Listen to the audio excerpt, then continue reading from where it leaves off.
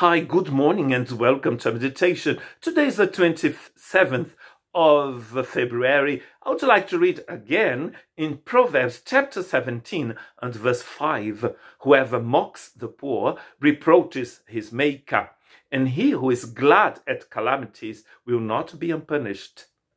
Will not be unpunished. So, we have been talking about this interesting text at this difficult time, especially here in Europe. What is the Bible saying about praying for our enemies? Proverbs chapter 24, verses 17 and 18. Do not rejoice when your enemy falls, and do not let your heart be glad when he stumbles, lest the Lord see it and it displeases it. And it displeases him, and he turn away his wrath from your enemy. Jesus is going to have an even harder word for us this morning in Matthew chapter 5, verses 38 to 48. You have heard that it was said, an eye for an eye and a tooth for a tooth. But I say to you, do not resist an evil person, but whoever strikes you on your right cheek, turn to him the other as well. And if anyone sues you in a court of law and takes away your tunic, let him have your cloak also. And whoever compels you to go a mile, go with him too. Give to him who asks you, and from him who would borrow from you, do not turn away. Isn't that amazing? It's a big revolution. Can you imagine saying that in Palestine 2,000 years ago? Jesus is still saying that to us today, when the world is the way it is.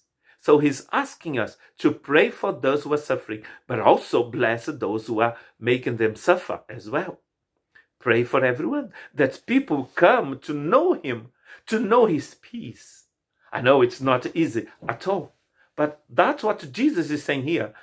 That's what he said 2,000 years ago, and I believe this is still valid today. You have heard that it was said, you shall love your neighbor and hate your enemy. But I say to you, love your enemies, bless those who curse you, do good to those who hate you, and pray for those who spitefully use you and persecute you.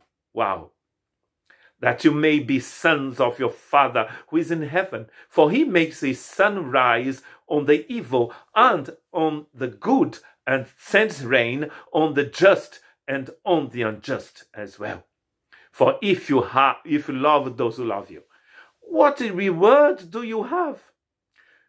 Do not even the tax collectors do the same? They were the greatest sinners of those days, and they just loved their friends.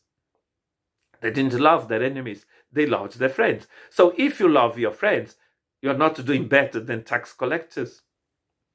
And if you greet your brothers only, what are you doing more than others? Do not even the tax collectors do so? Therefore, be perfect as your Father who is in heaven is perfect. Can you be perfect? Yes, you can.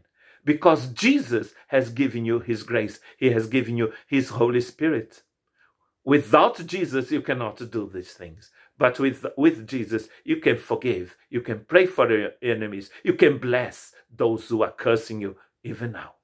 God bless you.